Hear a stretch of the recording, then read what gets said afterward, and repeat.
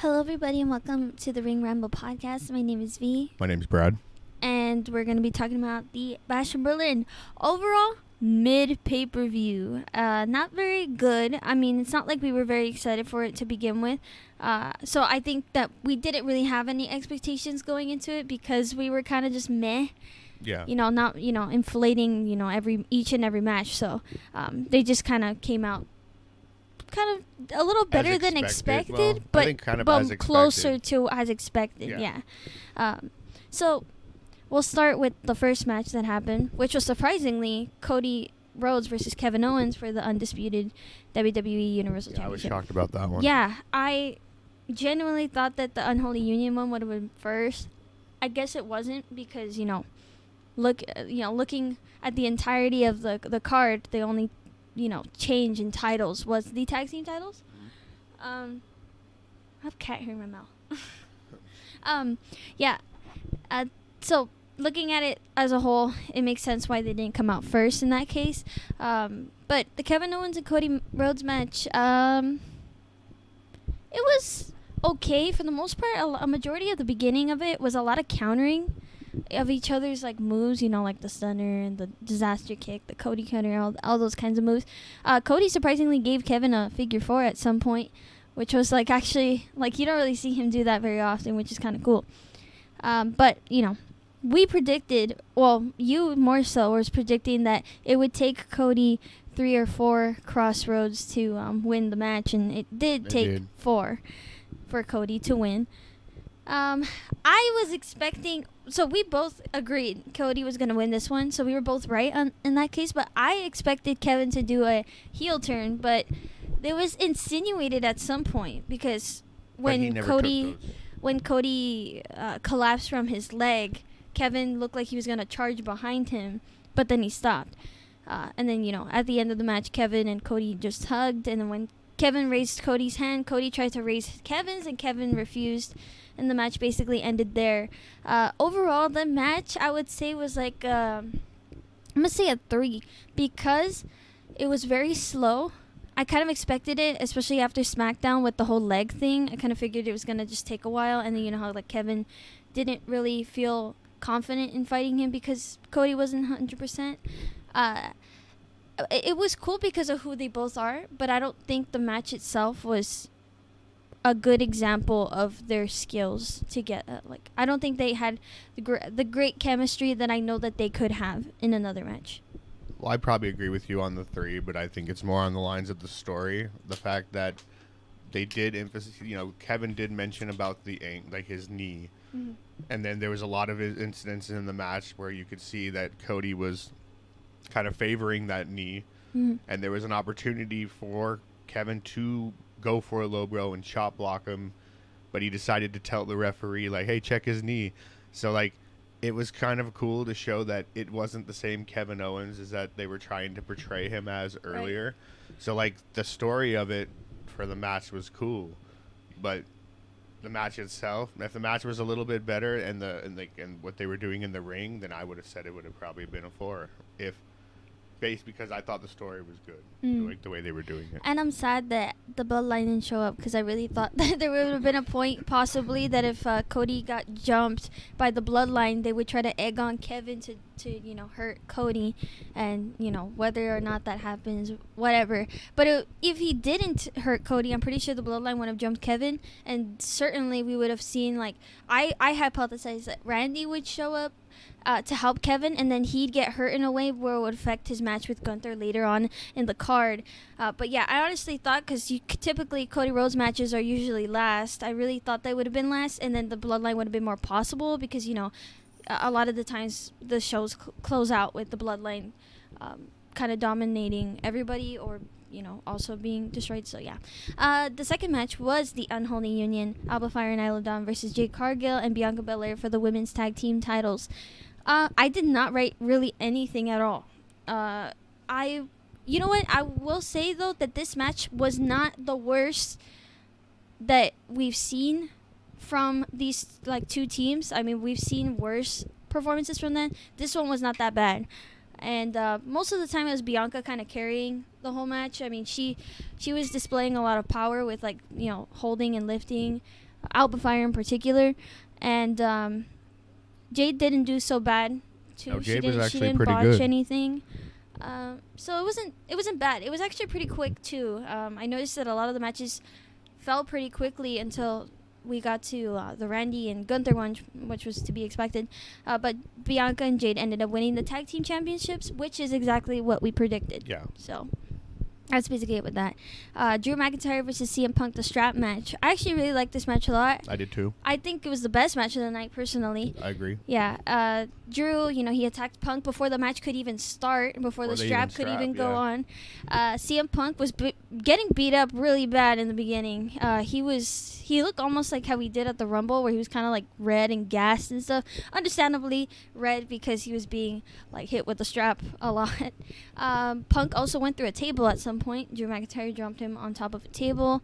Punk gave Drew the go to sleep GTS like 5 times, and I honestly thought we would have seen a Future Shock DDT from Well, Drew, he tried to do it, but it didn't happen. Right. So, and Punk ended up stealing the bracelet, and he won the whole match, which I said I want Drew to win. You said Punk would win, so you were right there. And you were right, because it also kind of closes the story, or so we think, because hopefully. there are some rumors. Yeah. I will say that there are some rumors going on that because CM Punk in the post-show of Bash in Berlin had said that he wanted to go for Gunther's title belt, it's kind of hypothesized that he would try to have a match with Gunther on Raw, and then that match would be ruined by Drew McIntyre, which would lead into a Bad Blood match, which people are thinking is going to be a Hell in a Cell. So, that is very possible. It was all until Seth Rollins gets back. Right, Then they'll keep it going until Seth Rollins gets back. Yeah, because that is postponed for 2025, or maybe late 2024, hopefully, because you already know I'm already tired of this rivalry. All right, next was the Dominik Mysterio, Liv Morgan versus Damien Priest and Rhea Ripley. Well, in the start of the match, Dominik was hiding and running from Damien, which is kind of like, that's something that he did do in the past, but it kind of sucks because I'm like, I want the Judgment Day to be taken more seriously. But, because of that, Rhea and Damien got most of the upper hand in the match. Dom and Rhea also have a moment where they're left in the ring, and for some reason, Dominik asked for a hug, I guess to like bypass, getting hurt. But Rhea ends up clotheslining him, and also chokes Dom out with her legs, which is kind of homage to when he was first. Just before he was in the Judgment Day, which I thought was pretty cool.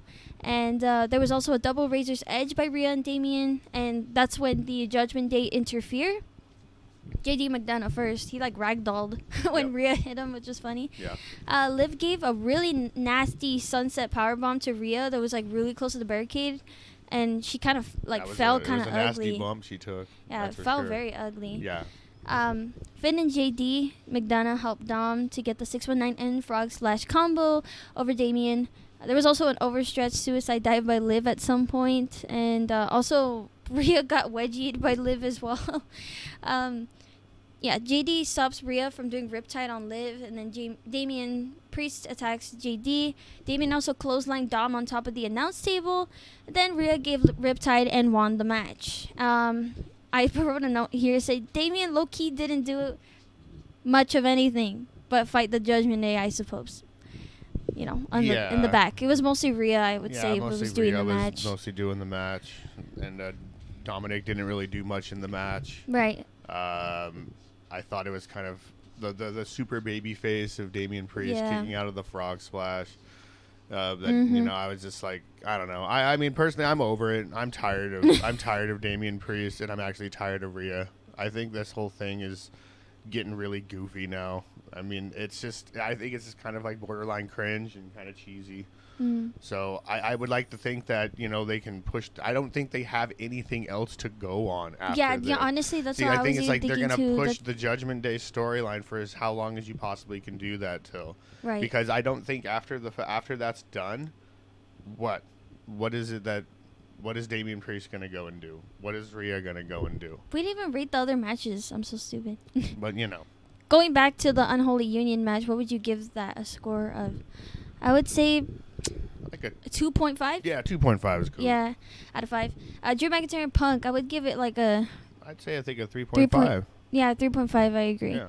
And for this match, the Dominik, Liv Morgan, and Damien Priest one, I would say like a 3. A 3. Yeah, fine. it wasn't like anything special. It kind of like the Cody and Kevin one. It had just more story than it like has action. it had a story. Like, it had action, but you know, it's just maybe an end to the story, but I don't think it is. I mean, it's obviously an end between this situation with Liv, and Dominik, and then it kind of now it's going to go up to.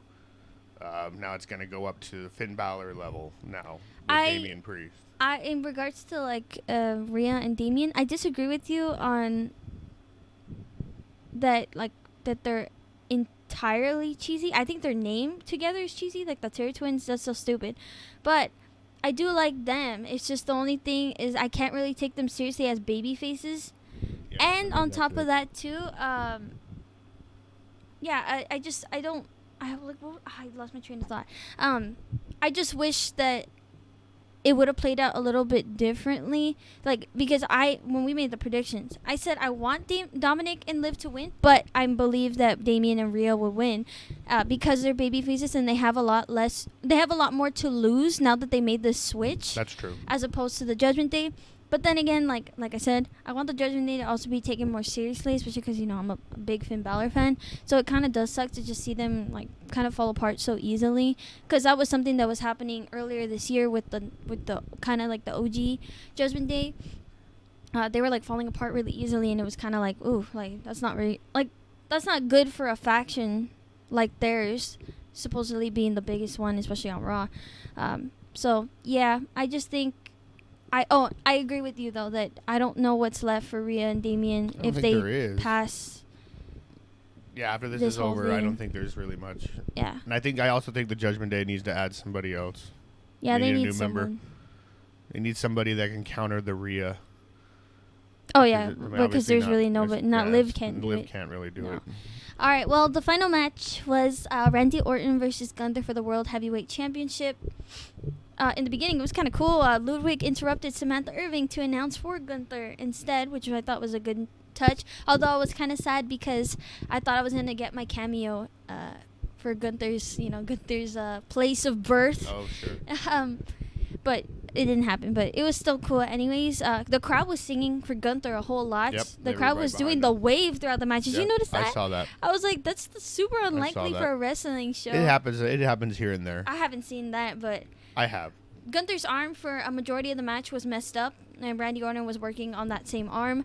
Gunther isn't giving the strongest slaps I've seen him give, and this is prior to even messing up that arm. He couldn't do it when he had the arm messed up, but even prior to that, not so strong. Gunther attempted to powerbomb Randy a couple times Couldn't do it. He could not do it. His arm would give out. Yep. Gunther ends up kicking out the RKO, which was not surprising to me. I knew that was going to happen. It's Gunther. I mean... Yeah, he's not going to... Sorry, Randy fans. He was going to kick out. Yeah, it's going to take a couple. Randy steps up for dropping Gunther on the announce desk. Yeah, he typically does that. Oh, yes. Yeah, you know how he drops people on the announce desk? But he had to get on the stairs to do it. Yeah. Yeah. That was cool. Didn't he also drop Gunther on the stairs too or something like that? Yeah, he did. His head hit the side of the table of the desk pretty bad. He was he was holding his head too. Yeah, he was. This broke the announce desk. The final slam he did. Gunther gave Randy the sleeper at least 4 times. After the 4th, Gunther finally won, and Gunther shakes Randy's hand following the match, which was cool. Because that just shows. I did not catch that part. Oh, you turned it off before that? I believe so. Yeah. No, I think I actually had to go and check on the dogs. Oh, okay. Yeah, they shook hands after the match was over. Well, that's cool. Yeah. So I even told Warren, I was like, hey, what if he randomly RKOs him after that? But no, he didn't. Yeah, so that was a good match. I would say it was also a 3.5. I think it was a good match. It was a good match. I think it was a good match, long. And of course it was kind of slow because that was the style. style. Yeah, I figured as much. It was going to be slow. But it was the style of it all. Yeah. I mean, it did have a good. You had Gunther, who was usually very dominant. throughout the entire match, but he had like a hurt little, like he was hurt. Yeah. And he was able to like navigate the match, and it was showing that he kept reminding everybody like, I can't do what I normally can do right now. He did do the albatross splash, which was great. If you know, you know. Yeah, if you know, you know. And yeah, it was good. I liked it. I think it probably could be a 3.5. Yeah, I would say 3.5. Yeah, it has to be leveled with the Drew and Punk one for sure. Was good. So, but the pay-per-view overall, just not great. Definitely not the worst. I mean, at some point towards the end of this year, more like I want to fill in for like the bigger ones, you know. So I mean, we got next is Bad Blood, which is probably going to just be about the same thing. Right. And then after Bad Blood is Survivor Series. So which that's going to be cool. Which is going to be good. Yeah. So just have to.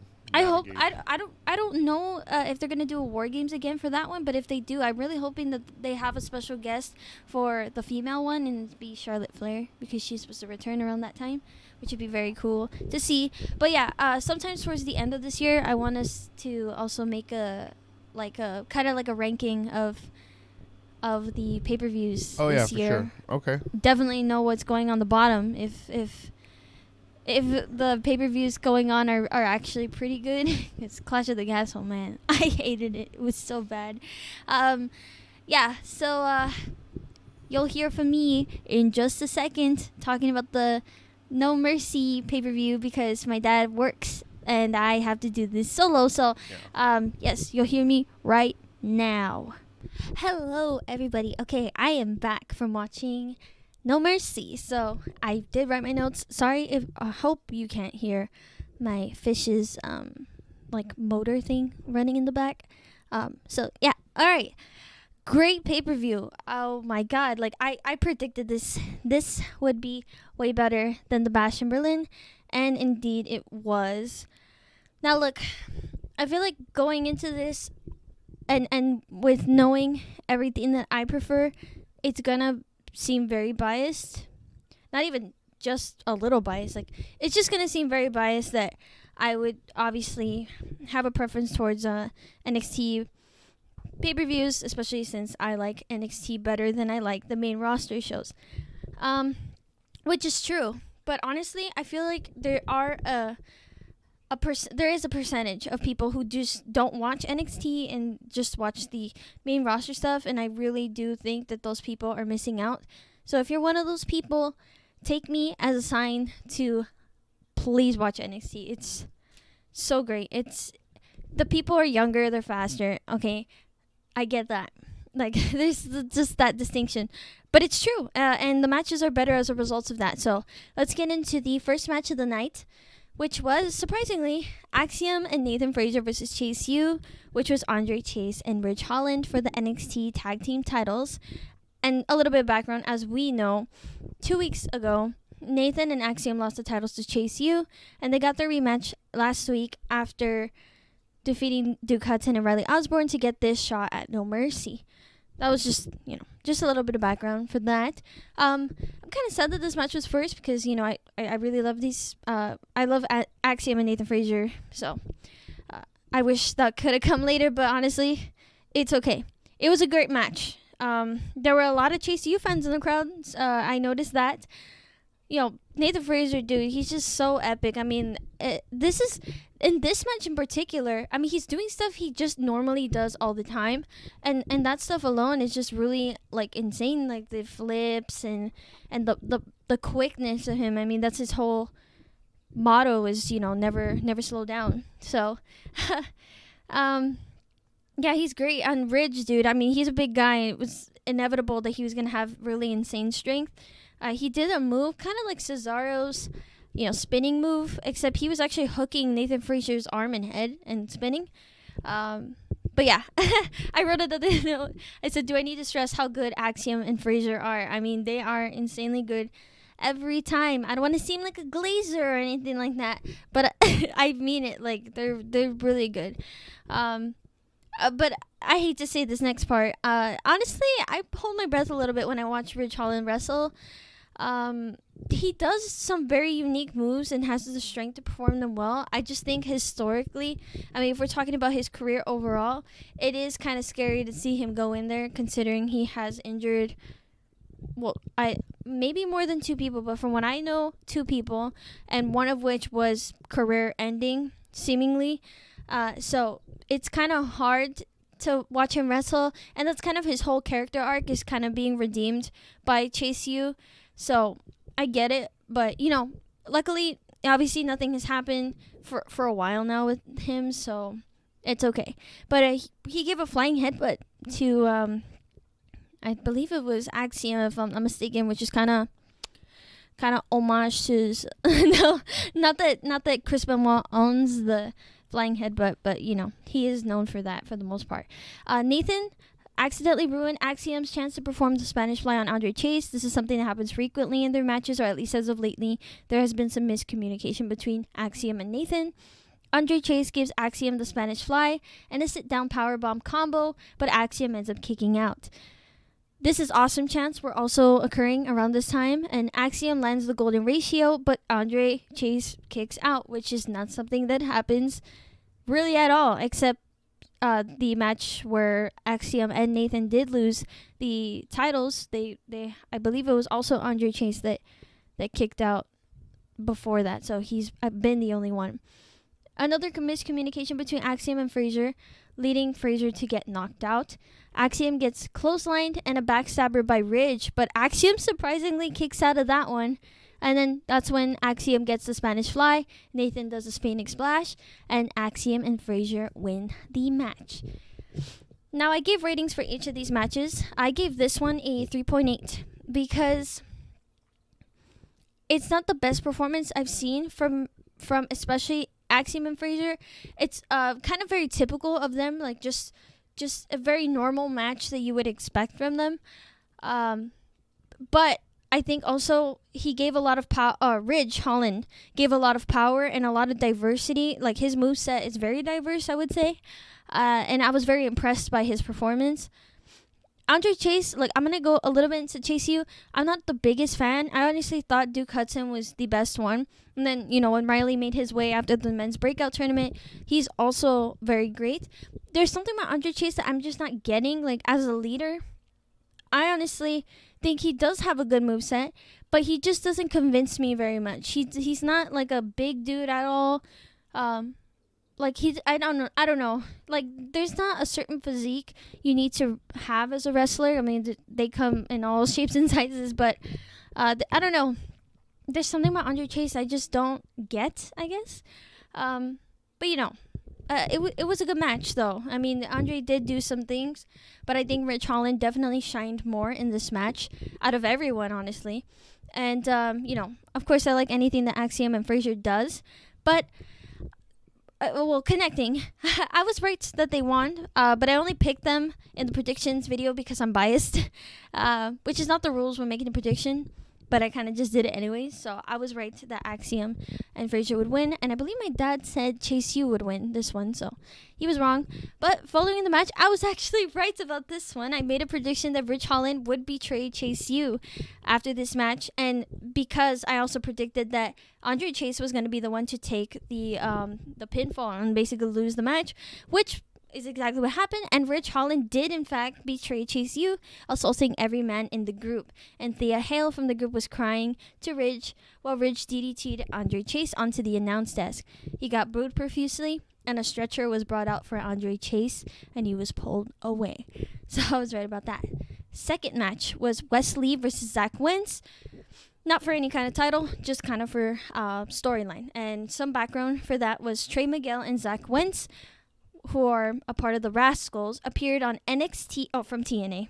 They appeared on NXT to prevent Wes from quitting NXT a third time. Zach and Wes were tag team champions in NXT 2.0 as MSK. When they reunited as MSK against Axiom and Nathan Frazer, they lost, which is when Wes betrayed Zach and Trey. Wes claims that he's on a different level than Zach leading up to this match. So, when Zach appeared during this match, he was holding his TNA X Division Championship.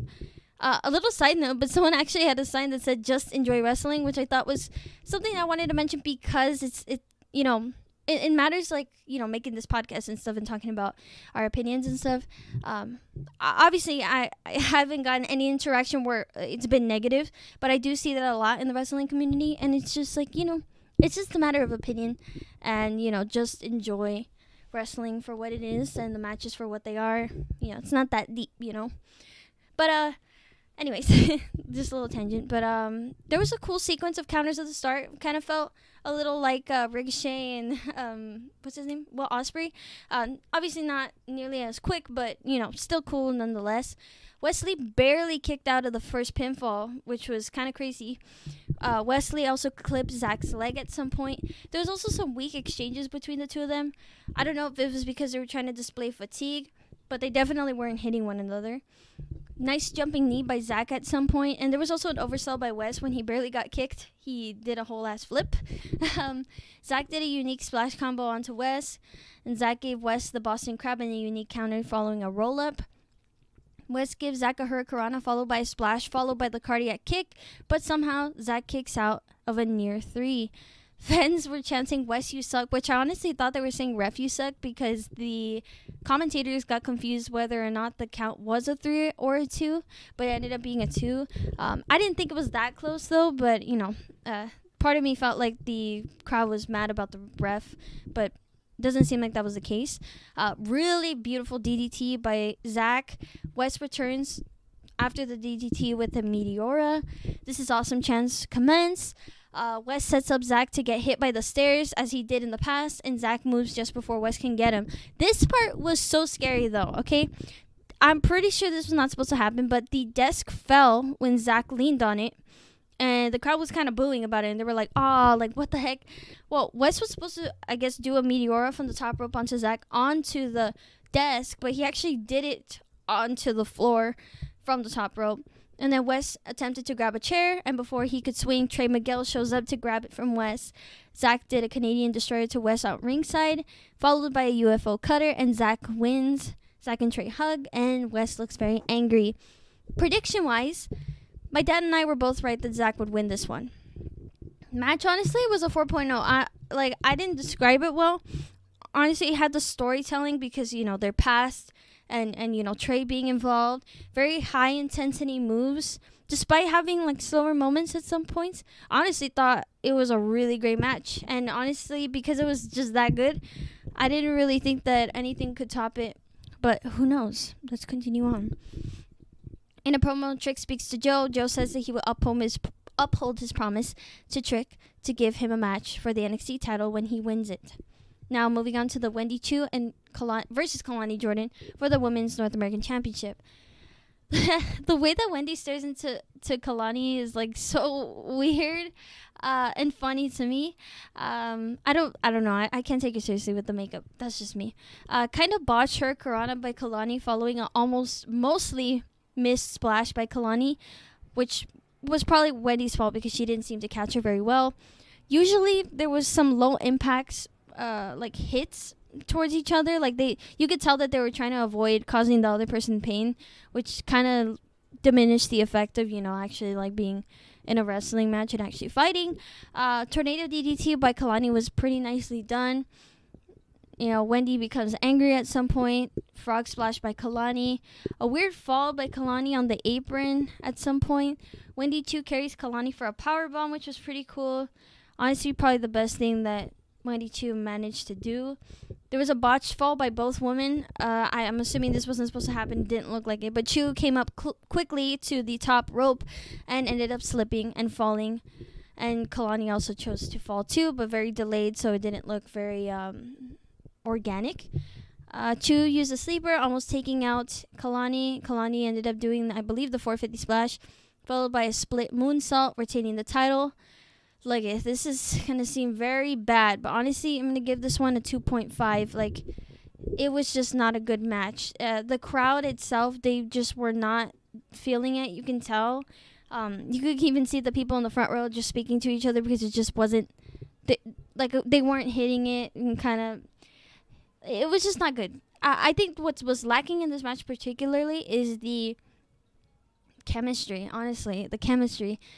like there were elements of this match that were especially lacking, especially, in comparison to the previous matches on the card so far. It just wasn't the same, and I feel like, because I already set a precedent or like a standard with the other ones, it just, in comparison, it's just not very good. And I feel like this is consistent with the women's matches, at least as of lately. They haven't been like the greatest. I mean, not counting, Nia Jax and Michin, that was awesome. That just happened. I just think that NXT is kind of lacking with the females, personally, except for some members, and some wrestlers have better chemistry with others, and that's just kind of the theme of it. Yeah, but following the match, Tatum Paxi appeared behind Wendy, giving her a sleeper hold of her own, knocking out Wendy.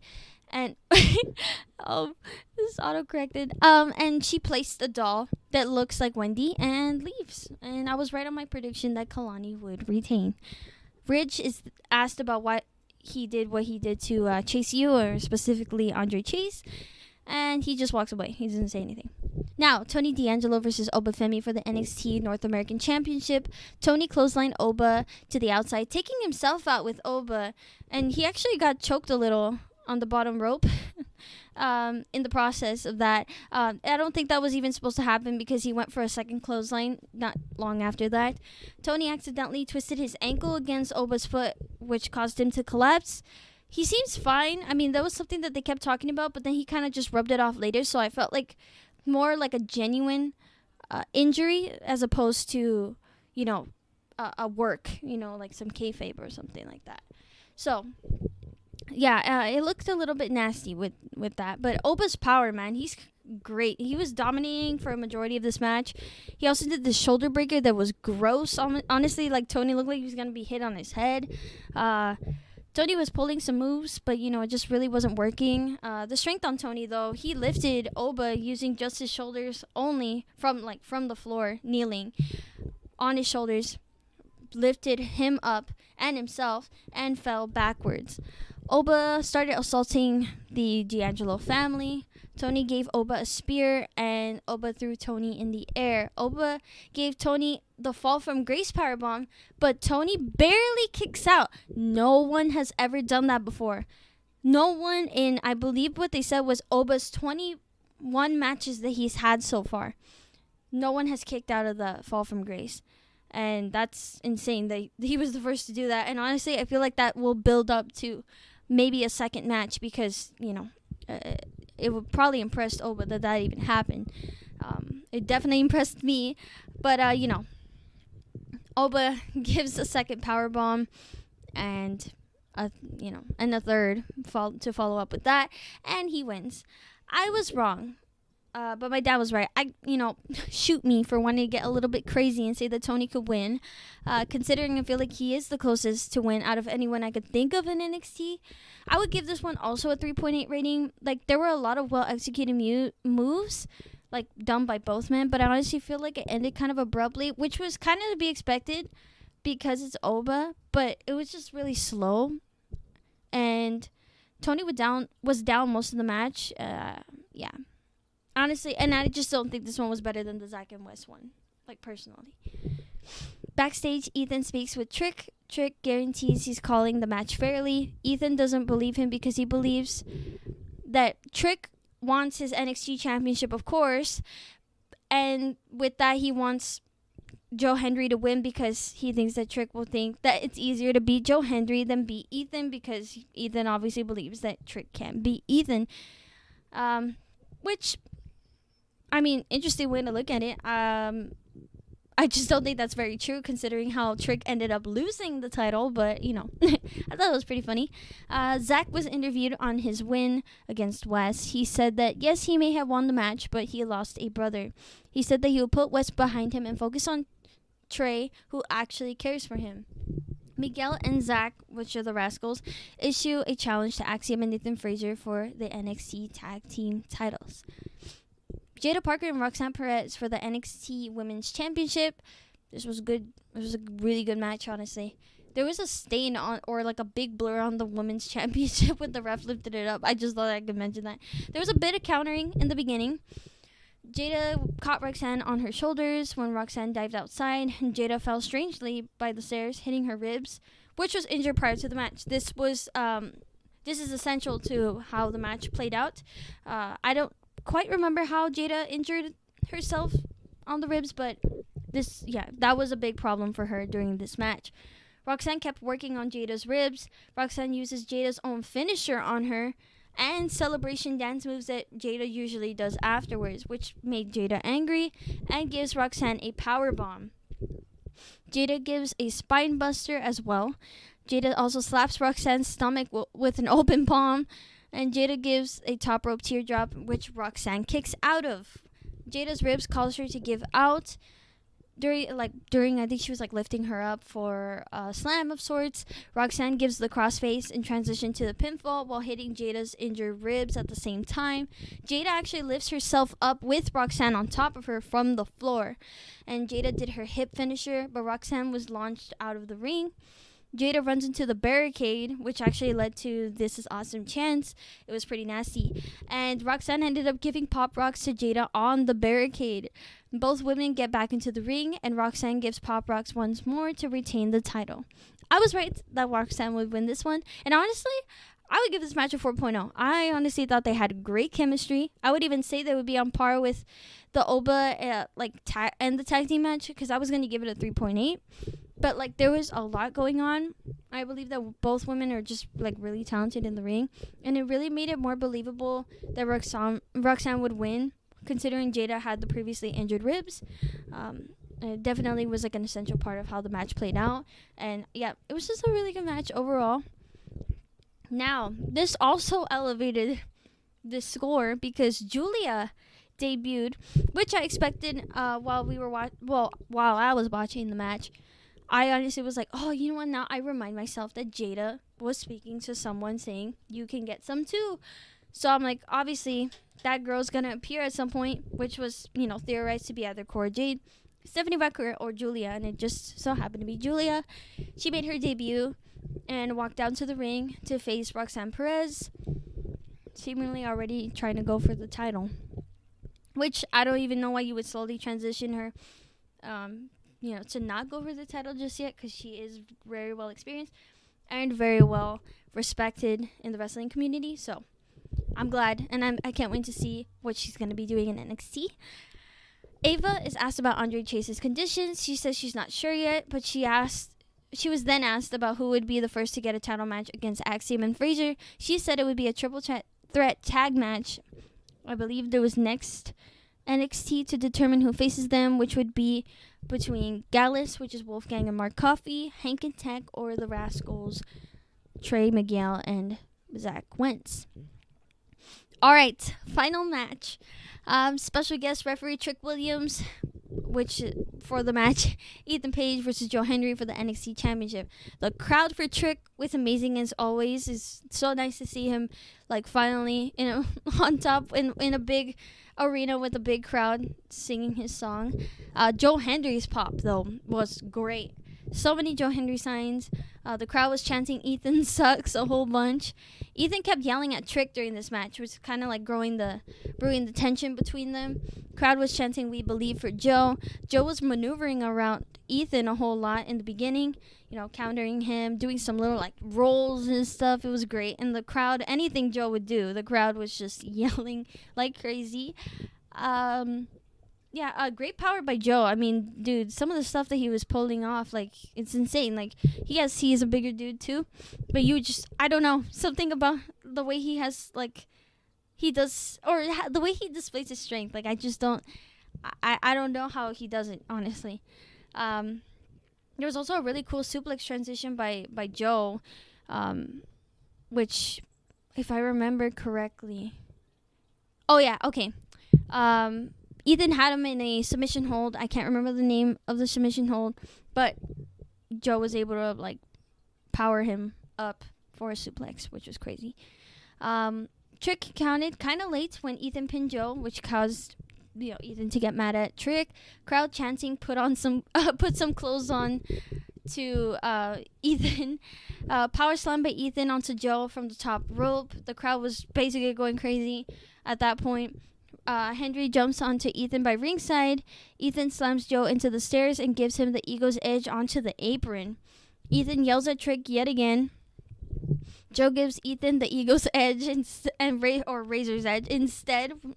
Both men give each other punches and chest chops. Joe ends up rallying the crowd, and then Joe gives Ethan the standing ovation, but Ethan's foot was under the ropes, causing Trick to stop the count. Ethan pushes Joe, which pushes Trick, and Trick ends up flinging out of the ring. Ethan gives Joe the standing ovation, so they were basically doing each other's finishers. And a second official comes in while Trick is down. Ethan ends up bringing the belt into the ring. Ethan gives a DDT onto the belt to Joe, and Trick stops the second official from counting to 3. The second official ended up getting hit by Ethan. Trick was distracted looking at the official when Joe attempted to give the standing ovation to Ethan, but Ethan countered with a kick and gave the Ego's Edge. Trick counted slowly, while obviously upset, and Ethan ends up retaining the title. I would go as far as to say that this was the best match. Like, I would give it a 4.2, okay?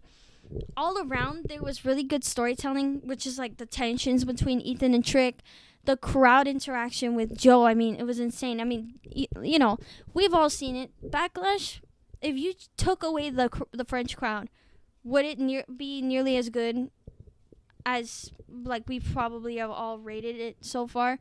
Probably not. So the crowd really was an essential part to this match. There's great strength shown by Joe. You know, Ethan's great as always. You know, he's sticking to his character, and they just had really good chemistry between the both of them. I honestly thought it was really, really great, and I really like the pop for Joe was just insane.